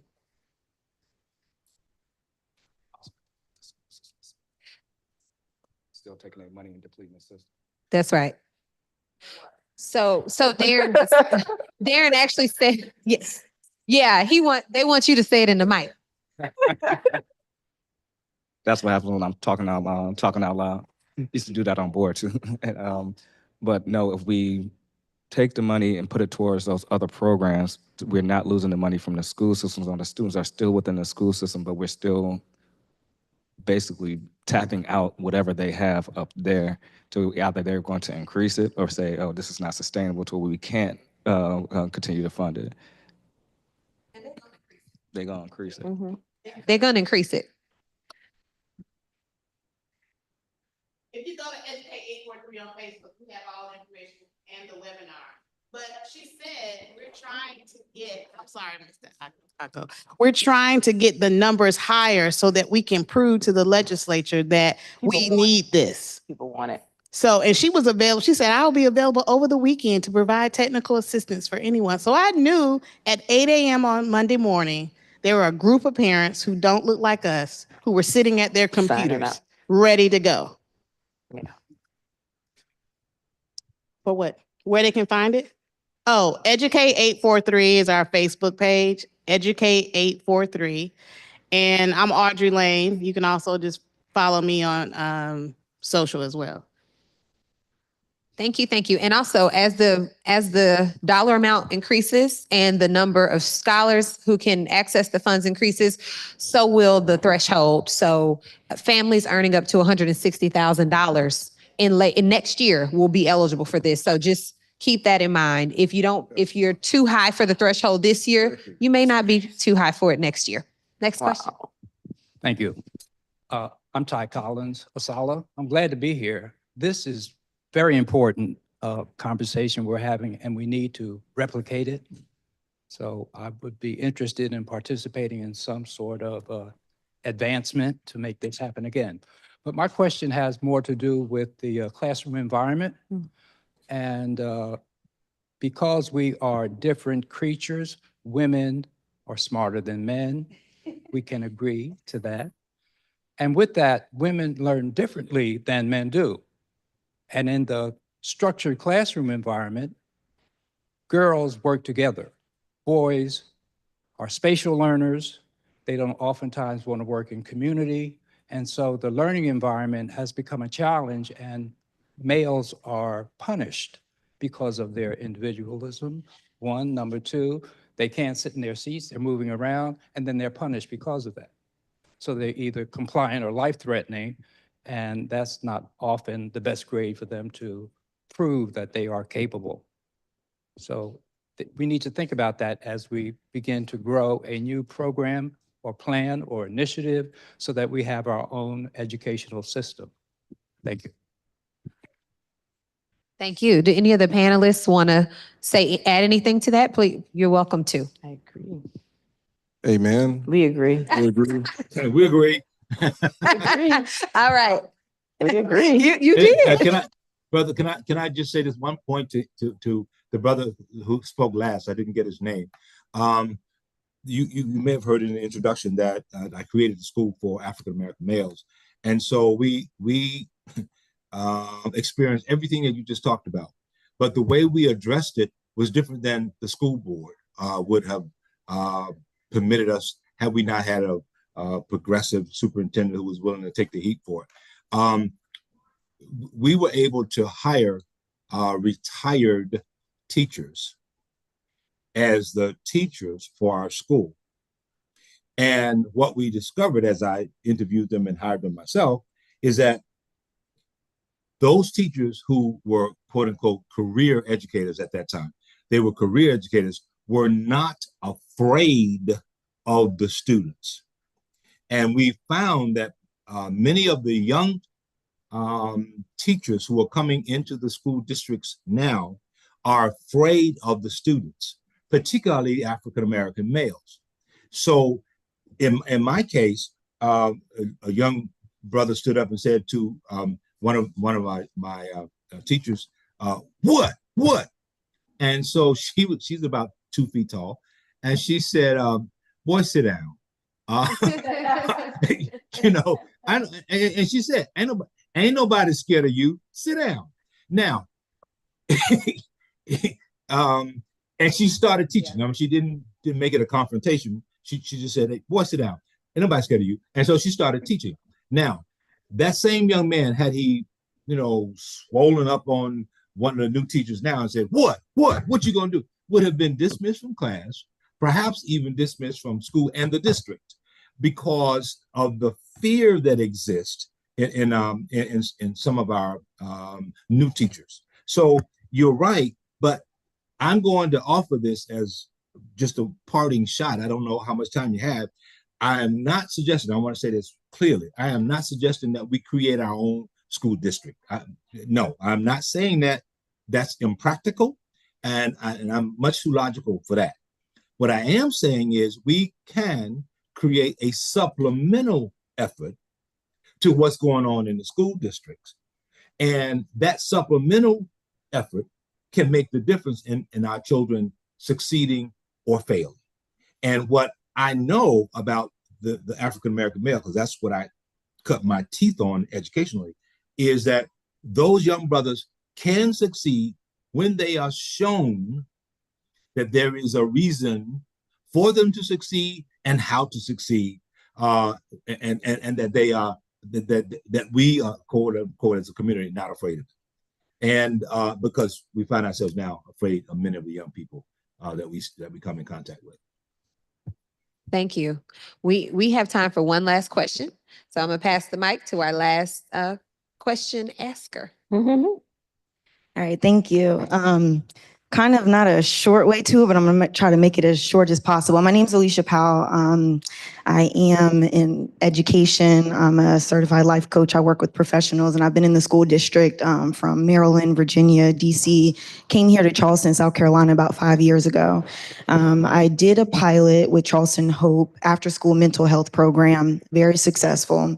And you know, there's a lot of layers to this. We talked about in school, what we have capacity, and usually I don't use the word never, but we know that this school system is not set up for our babies to get the whole wraparound services. I have seen efforts of second step and some social emotional learning inside of the schools where they get a small portion of it. But what I'm often baffled at is that I'm not seeing a lot of integration of the neuroscience, of the brain anatomy, of the babies being able to deal with these large emotions. And that's why we see the behaviorals in the classroom, interrupts the classrooms, but it's also a layeral approach where even in our communities, if the babies may get some of what they need, they're still going to the same households, where as a community, there's a lot of trauma and a lot of things going on in the home. If parents are overworking, we talk about the presence of parents. So it's kind of a twofold. And so the question I'm getting to is there's two approaches to this. Some of the schools may not be as inept to welcome it, and some schools are more flexible in their innovation or ways to weave this in. But I really do feel that there is a way to do a wraparound approach to where we're getting those social emotional integrated in the existing curriculums. I've been able to do it in other school districts. But dealing with that emotional piece, that mental piece, and the behavioral piece inside of the schools, but it's not just the students. I think also from a teacher standpoint, where they're supported with those emotional, mental health type of things, the behavioral classroom, as we said, culturally, maybe not understanding. Often when I'm working in the schools, there's so much miscommunication just between principals and teachers, where there's sometimes not a working together, even though in the same school there's miscommunications, or sometimes teachers won't speak up to the principals because X, Y, and Z. But then also the parents. I think that there's ways that we can leverage, although our babies are in schools and the schools are so heavily academically facing and very focused on academics because of the testing and things of that sort. With the parents and doing workshops, education, the schools, that's where we have our babies during the day. So a lot of times I hear parents say, oh, well, I'm sending my kids to the school, so teachers need to deal with it, and vice versa. Teachers are like, I'm just here to teach and not all the emotional stuff. So the challenge I see is the babies are in schools, and I know we're focused on academia, but I feel that there's ways that we could leverage, whether it's after school, the workshops for parents, workshops for the teachers. There's so many, again, I just came to Charleston about 5 years ago, and I've connected with so many organizations from Lowcountry Youth Services, Cyrus Birch with Roses and Concrete. There's so many mentorship programs and things of that sort, and we do see some after school programs, but I think when we leave from these conversations, we say something, but we don't do it. And I really think the summit's a great idea, bringing the leadership of all these organizations, because even from them, I hear their challenge is funding. They don't have the funds for the people that they need, the capacity to serve. And so they're very limited, and they're not able to make that big ripple effect. So if we get all of us in the room to have that conversation. But my question is in the school setting, knowing that there's policies and there's barriers and things of that sort, how could we get those supports into, and then also out school?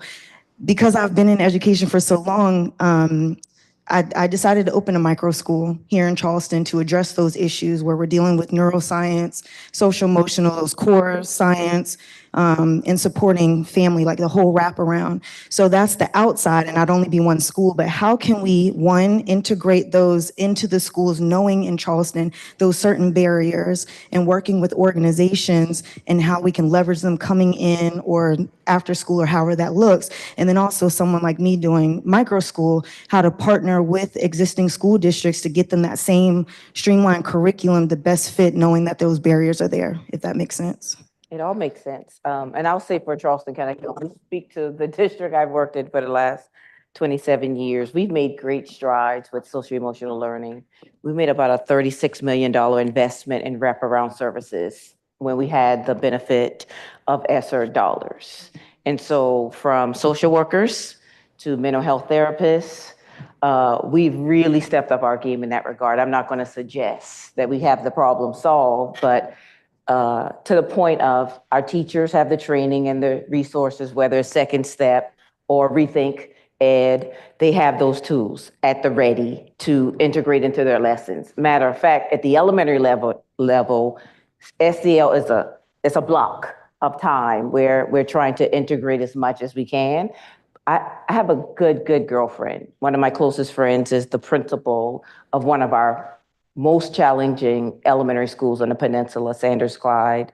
And so we pour into our scholars for the 7.5 hours we have them, and then they go home to dysfunction. And so what we started the last couple of years to try to remedy that, to try to negotiate that gap between what we instill in scholars during the school day and then what they contend with in the evenings is trying to pour into the families. I don't think we do this work in isolation. Right? We have to address entire units, entire families. And so we came up with a model of family coaches, where we use retirees, community folks who are invested in terms of not only supporting the kid, but the entire family unit, in terms of making sure they have what they need, whether that's eye appointments, telehealth, whatever it is they need, we want to try to satisfy that gap. And so I feel like we're making strides there, but there's always more work to be done. So I'm interested to hear more about your micro school. So for the sake of time, I'm gonna let that be the one answer and bring up Mr. Harris, Jerry Harris.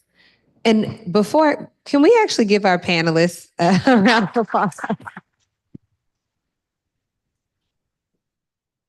And just thank them for their insights and transparency. Thank you all for allowing me to moderate and for being gracious and taking questions. You are so appreciated. And we know that there are many places you could be. The fact that you chose to be here just speaks volumes about who you are and your commitment to our community. Thank you. And thank you for being a wonderful moderator. Hi, I'm Jerry Harris. I am a charter member of the Lowcountry African American Giving Circle. We want to congratulate the chairman of our outreach committee, Dennis Muhammad, for mounting the first workshop of this quarter. We intentionally, as a group of philanthropists, that means we give our time, we give our money, and we give our energy, intellect, with the notion of bringing people into community. So coming together to have this conversation, you think about the assets that are in this room. Think about the excellence that's in this room. Think about the leadership that's in this room. But too often we don't come together. And it's the commitment of the Lowcountry African American Giving Circle to create this kind of space, to bring people together, ask folks to take a couple of minutes out of their busy day to come out off their checklist, to share with each other the kinds of things that we can do together. We hear clearly the challenge, and actually, Brother Muhammad and I have been talking about, and we even actually envisioned this as kind of being the beginning of a summit. We wouldn't speak it out loud, but it is the beginning. But if it's going to happen, we need to have the engagement of you and of your colleagues who you know could be here or who are an asset, right, but had some other work to do. So we're asking a couple of things. One, to consider joining the Lowcountry African American Giving Circle. There is a QR code there that will take you to the membership or information. There are copies of this little handout, which talks a little bit about who we are and what we are. My wife, Dr. Harris, mentioned earlier that this quarter we will be giving out a grant in the area of education. There are 3 areas that we, in setting out 3 years ago, decided to work on: economic empowerment, education, and social justice. You can help us make this movement live, go deeper than a $10,000 grant to have the summit. There are folks in this room who are going to be running summer programs. One of them being a freedom school. Isn't that right? Right. All right. One of them being a freedom school. There are opportunities there. The Giving Circle and the folks in this room have the opportunity to come together and to learn from that process, perhaps to expand it. It could be, we may be thinking about the summit coming around, learning about the Freedom School at the Jenkins. Those ideas, those energy can only come if we come together. We're blessed to have Brother Muhammad willing to take the lead in terms of doing the outreach. We ask you to join us. We thank you so much for being here. And with that, please eat some of the refreshments. All right. And thank you, Dr. Butler, for hosting us. Thank you, Brother Akko, for joining us.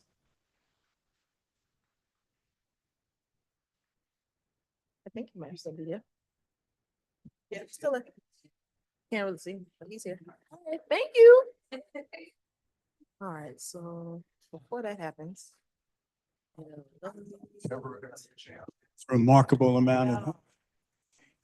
At one point, I don't remember when this was. So before people start moving around, so before people start moving around and leaving, we sell y'all food and everybody just keep moving. I'm just gonna talk to myself. So there's 2 things that I think are really important before you leave. So one is, so I want everybody to hear this because I want everybody calling or emailing me later, asking me about it, because I'm gonna ignore you. I mean that, dead serious. So this is a conference that's happening in Charleston in July. And so we're not talking about, so I think the thing that sometimes we're missing in the, okay, take it, carry it. That we have a tendency to not be involved in our national conversations. And so the National Council of Teachers of English are coming to Charleston in July. And so the whole theme is around, oh, look, African American pedagogical excellence. So thinking about how do you think about teaching, the science of teaching and learning, and centering Black students and Black teachers. So that's one. And then the other conference is, you got it? All right. The other conference is this one, if it comes up correctly. So the thing that I think is so interesting is that we keep talking about institutions. And so an institution that I think is the most responsible to us, or ones that we don't use enough, are African American museums.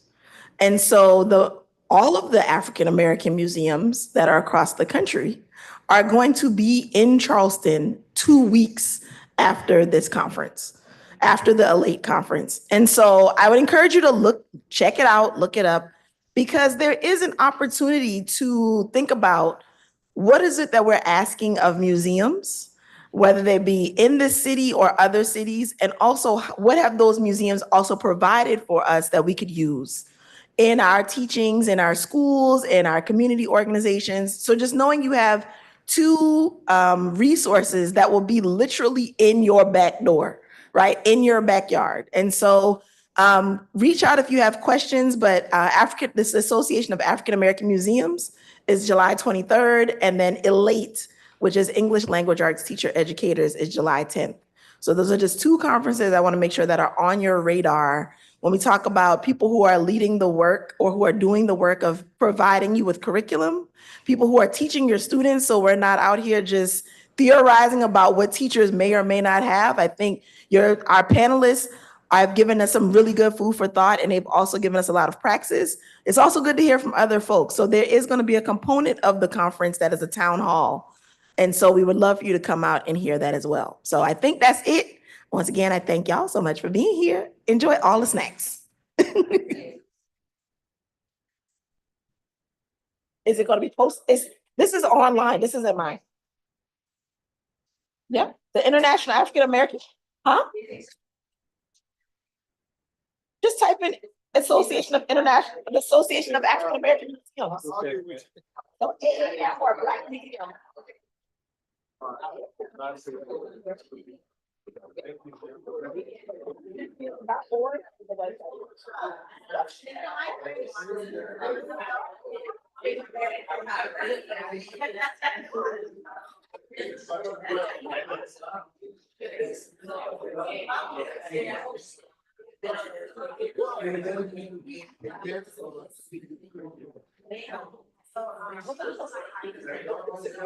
I agree. I agree wholeheartedly.